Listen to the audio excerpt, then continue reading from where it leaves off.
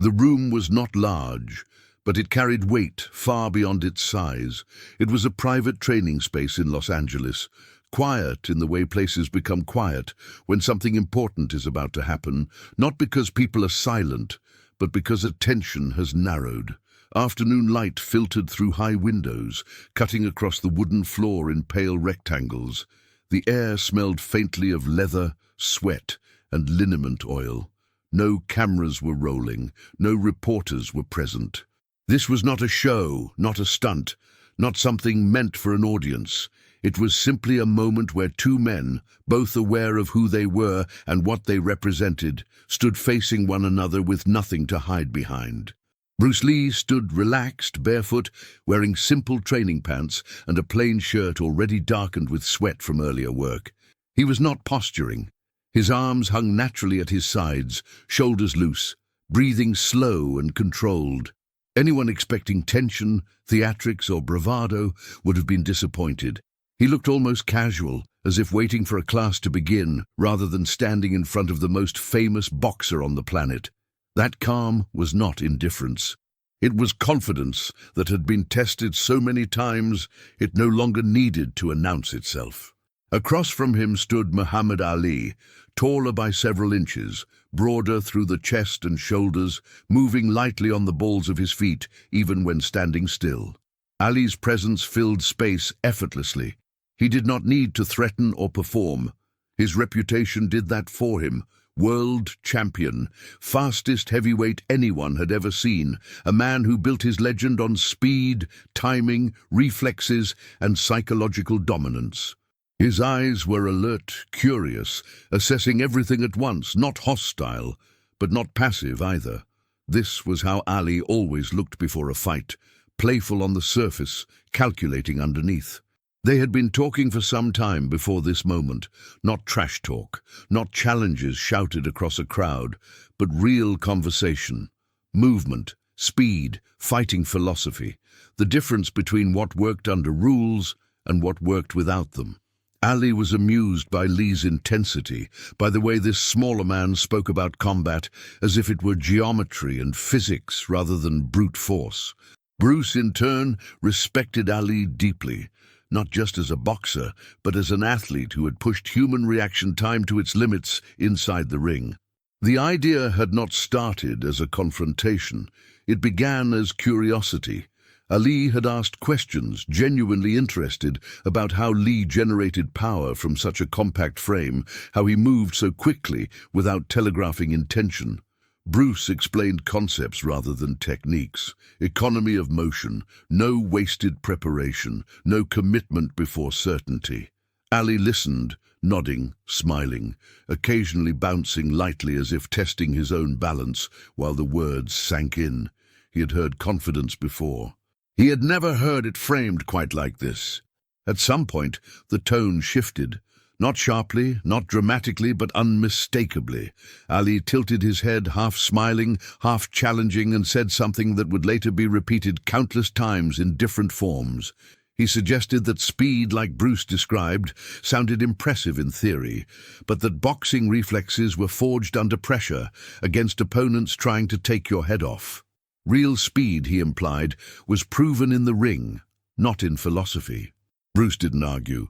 He didn't raise his voice or defend himself. He simply stepped a little closer, close enough that the space between them became meaningful. He looked up at Ali, met his eyes, and said calmly, almost casually, the words that changed the atmosphere of the room completely. "Hit me!" Not loudly, not aggressively, no explanation attached, just an invitation. The air shifted. The easy conversation disappeared. What replaced it was something raw and immediate, a moment where theory was no longer enough. Ali stopped bouncing. His smile faded into something more focused. He knew this wasn't bravado.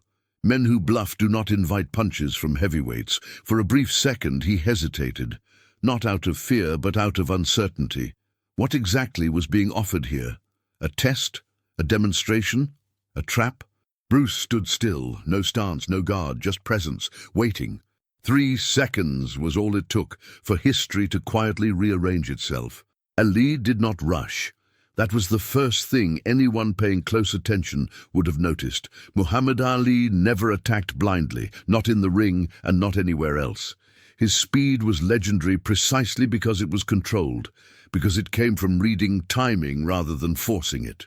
He took a half step, rolled his shoulders once, loosening them the way fighters do out of habit more than necessity. His eyes never left Bruce. This was no longer curiosity. This was assessment.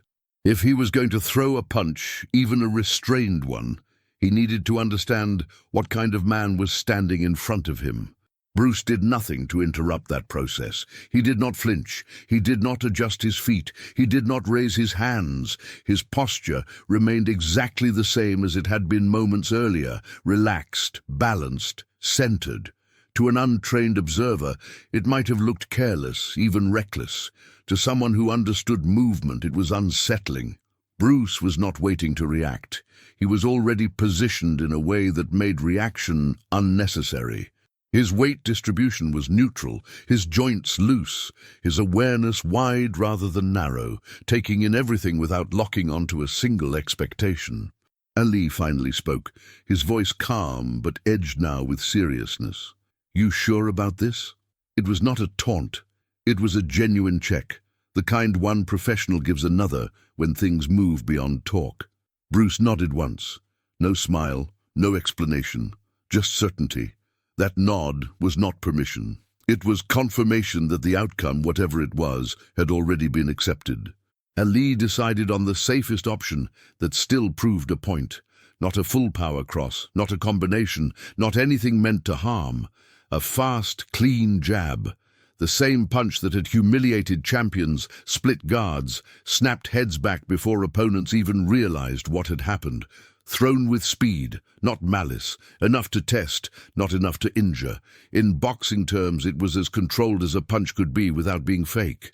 The moment Ali's shoulder twitched, Bruce was already moving, not backward, not away. Slightly offline, barely a shift, the kind that looks insignificant until you realize it has changed everything. The jab cut through the space where Bruce's head had been, fast, precise, deadly in any other context. But Bruce was no longer there. At the same time, his hand moved forward, not in a wide arc, not in a dramatic strike, but in a straight, efficient line. Ali felt it before he fully saw it. A sudden presence, inches from his face, not touching him, not striking, just there. Bruce's fist stopped less than a centimeter from Ali's cheekbone, suspended in space with absolute control. No follow-through, no collision, just proof. The entire exchange took less than 3 seconds from initiation to completion, shorter than a blink, shorter than most people could even register as a sequence of events. Ali froze, not because he was hurt, but because his nervous system was trying to catch up with reality. His jab was still extended, his weight slightly committed, his brain processing the fact that he had been cleanly intercepted by a man who had not even taken a fighting stance. He slowly pulled his hand back, eyes widening just enough to betray what he felt, surprise layered with something deeper, respect, confusion, curiosity intensified rather than satisfied. Bruce lowered his hand and stepped back to where he had been standing originally, as if nothing unusual had occurred. His breathing had not changed. His expression remained neutral. The message had been delivered without a word. This was not about power. This was not about proving dominance. It was about timing, structure, and the brutal efficiency of movement stripped of excess. Ali let out a short breath, half laugh, half disbelief. He shook his head once, the way fighters do when something challenges their internal map of what is possible. "I didn't see it," he said quietly, more to himself than to anyone else. For a man whose career was built on seeing punches before they landed, that admission carried enormous weight. He replayed the moment in his mind, searching for the tell, the cue, the preparation that should have been there. There was none. What Ali understood in that instant was not that Bruce Lee was faster in some simplistic sense. It was that Bruce was operating on a different layer of the exchange entirely. While Ali's speed lived within the limits of human visual reaction, Bruce's lived ahead of it, reading intention, weight shift, and commitment before the punch fully existed. The jab had not been countered. It had been intercepted at the level of decision. For a few seconds, neither man spoke. The silence was heavy, not awkward. It was the silence that follows a truth being revealed when there is nothing left to argue. Ali straightened up, rolled his shoulders again, but this time the movement was different, less playful, more thoughtful. He looked at Bruce not as a curiosity, not as a smaller man with big ideas, but as a fellow master who had just demonstrated something rare.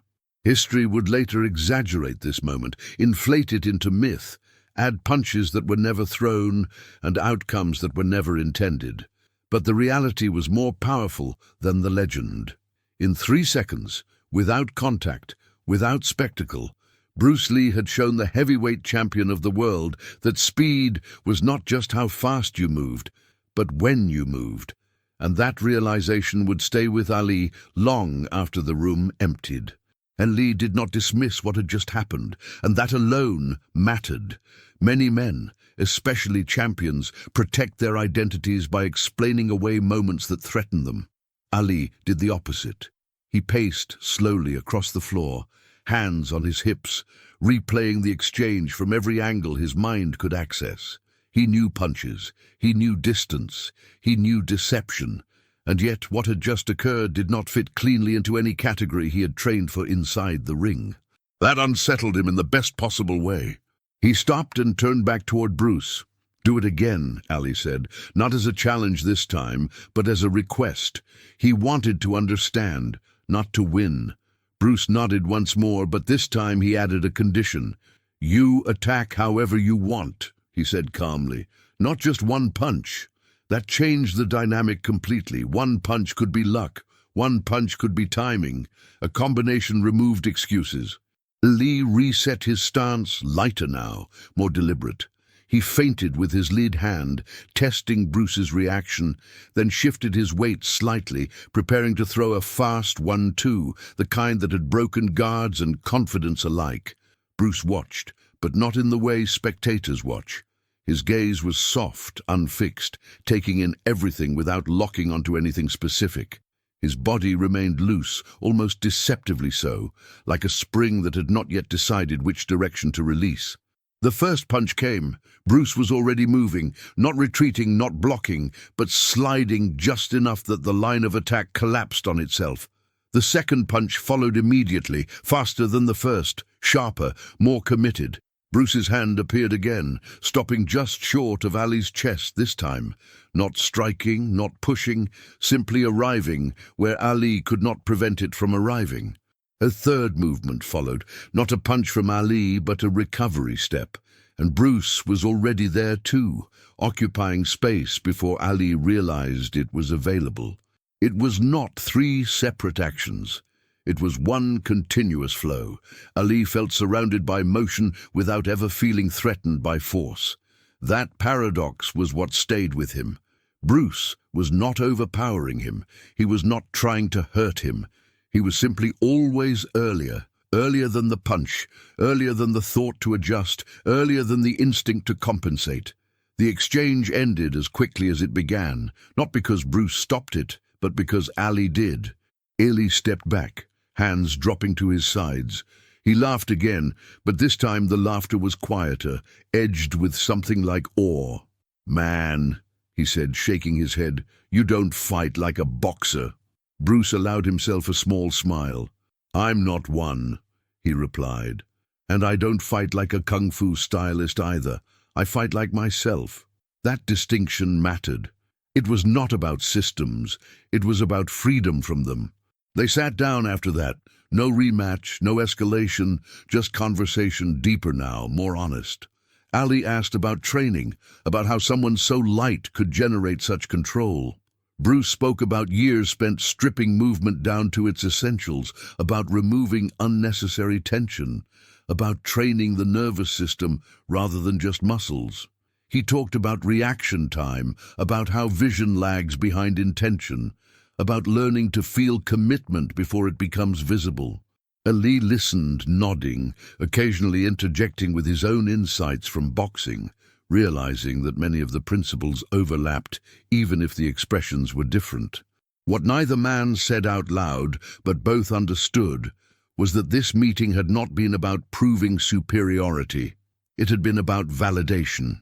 Two different paths, two different arenas, intersecting briefly to confirm something fundamental about human performance. Speed was not owned by boxing. Awareness was not owned by kung fu. Mastery belonged to those willing to question their own limits. When they finally stood to leave, Ali clapped Bruce lightly on the shoulder, a gesture of respect, not dominance. "You're something else," he said. Bruce nodded in return. No boast, no reply needed. The room returned to normal afterward, but something intangible had shifted. A quiet line had been crossed, not for the world, not yet, but for two men who understood exactly what had happened. Later, when stories of this encounter circulated, they would grow larger than life. People would argue about whether Ali could have hit harder, whether Bruce could have finished him, whether rules mattered, whether size would have decided everything in a real fight. All of that missed the point. The truth was simpler and more profound. In 3 seconds, Bruce Lee had shown Muhammad Ali something he did not already know. And Muhammad Ali, one of the greatest athletes who ever lived, had been wise enough to recognize it. That was the moment history quietly took note.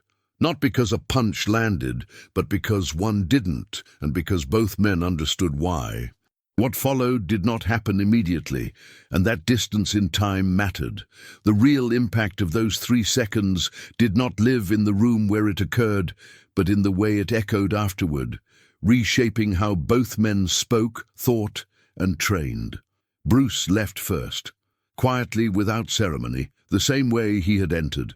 Ali remained behind for a while, seated, elbows resting on his knees, staring at the floor, as if replaying the exchange frame by frame in his mind. Fighters do that when something breaks their assumptions. They go back to the moment, not to relive it, but to understand where the map no longer matches the terrain. In the days that followed, Ali brought the encounter up more than once, in conversations with trainers and close friends. Not boastfully, not defensively, but with curiosity. He spoke about timing rather than speed, about anticipation rather than reflexes. For a man whose public persona thrived on bravado, this quieter shift went unnoticed by most. But those closest to him recognized it. Ali had always been fast. Now he was thinking about when fast mattered more than how fast. He began experimenting with subtle changes in rhythm, breaking patterns earlier, entering and exiting exchanges without committing weight too soon. To outside observers, nothing looked different. To Ali, everything had. Bruce, meanwhile, folded the experience into his philosophy without sentimentality. He did not talk about it publicly. He did not turn it into a story of dominance. To him, it was simply confirmation of principles he had already tested repeatedly in smaller rooms against lesser-known men. The difference here was symbolic. If the fastest heavyweight boxer in history could be intercepted before his punch existed, then the model held. Not because Bruce was extraordinary, but because the human nervous system, trained properly, was capable of more than most people believed. This was the part of Bruce's thinking that unsettled traditionalists. He was not interested in beating champions to prove worth. He was interested in removing limits people accepted without examination. Boxing had rules, martial arts had styles, competition had boundaries. Bruce trained for moments where none of those applied. Moments where chaos, uncertainty, and incomplete information were the default. That was why he didn't raise his hands when Ali asked him to. Guards assume known attacks. Bruce assumed nothing. As word spread quietly through gyms and private circles, the story began to change, as stories always do. Some said Ali pulled his punch. Others said Bruce never stood still. Some claimed it never happened at all. Bruce didn't correct them, Ali didn't either. Neither man needed the story to be believed to know what it meant. The truth lived in their bodies now, not in public opinion. What mattered was not that Bruce could stop a punch, but that he could do it without aggression, without escalation, without ego. The demonstration had been clean, controlled, and complete. 3 seconds had been enough because nothing more was required. In that restraint was the real lesson. Violence avoided, not unleashed. Dominance expressed through control rather than damage. Years later, long after Bruce was gone, Ali would speak in interviews about speed and perception in ways that echoed that moment. Though he rarely referenced it directly, he spoke about fighters being beaten before they were hit, about timing stealing power, about how the best move was sometimes not to move at all. Most listeners assumed it was poetic Ali being poetic. A few understood it was experiential truth. History often celebrates moments where force is applied, knockouts, collisions, victories that leave visible marks. This moment left none, and yet it endured precisely because of that. In 3 seconds, Bruce Lee had not changed Ali's career, but he had expanded his understanding. And Ali, in turn, carried that understanding into arenas far louder than the quiet room where it was born. That is how history is often made. Not in spectacle, but in recognition. Not in conquest, but in clarity. 2 men standing before one another, neither needing to win, both willing to learn. The legacy of that encounter did not announce itself with headlines or photographs. There was no footage, no official confirmation, no sanctioned record. And yet, within the closed world of elite fighters, trainers, and thinkers of combat, it lingered like a quiet fracture in certainty. The idea that speed alone was supreme had been challenged, not by a slower man, but by one who refused to play the same game. Bruce Lee did not try to outrun Ali's speed. He stepped outside of it. That distinction mattered more than any physical exchange. For Bruce, this moment fit seamlessly into the arc of his life's work. He had always believed that styles were traps, that tradition without adaptation became ritual, and that ritual failed under pressure. What he demonstrated before Ali was not a technique, but a principle. That action could be neutralized before it fully existed if one trained the nervous system rather than the ego. This was not mystical. It was physiological, neurological, repeatable. But it required something most people avoided: years of invisible, monotonous work with no applause. Bruce understood that most fighters trained to respond. He trained to arrive first, without moving first. To an untrained eye, it looked like stillness. To a trained nervous system, it was anticipation operating below conscious thought. That was why the moment felt unsettling. Ali did not feel threatened. He felt interrupted. His intent had been read and resolved before his body could express it. That experience does not humiliate a true champion. It educates one. After Bruce's death, the story hardened into legend. As legends do, it polarized opinion. Some dismissed it outright, others exaggerated it beyond recognition. Bruce knocking Ali down, Ali being afraid. None of that mattered.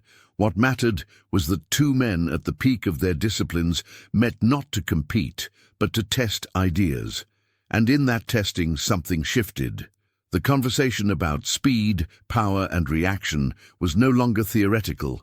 It had been embodied. Bruce Lee did not live long enough to see how far his philosophy would spread. Mixed martial arts, cross-training, hybrid systems, fighters who boxed, wrestled, kicked, adapted. Entire generations who no longer asked which style was best, but which tools worked under pressure. None of them traced that evolution back to a quiet moment with Muhammad Ali. But that moment belonged to the same current, the same refusal to accept inherited limits. Ali would go on to make history in ways far louder and more visible. Championships, comebacks, political courage, cultural impact. Bruce would be remembered as a philosopher trapped briefly in a fighter's body. But in those 3 seconds, their paths overlapped in a way that required no outcome, no victor, no loser. just recognition. Bruce once wrote that the highest form of combat was to win without fighting, standing before Ali, asking him to strike, and resolving the moment without harm. That was not bravado. That was alignment with his deepest belief. That mastery was not about domination, but about freedom. Freedom from fear, freedom from rigid thinking, freedom from the need to prove oneself through destruction. History often remembers the loudest moments, but the most important ones are frequently quiet, witnessed by few, preserved imperfectly, yet influential beyond measure. This was one of those moments. 3 seconds that did not change the world overnight, but helped bend its understanding of human potential. Bruce Lee did not make history by stopping a punch. He made history by showing that the punch was never the problem. The limits we accept are. And that lesson, more than any strike, continues to land.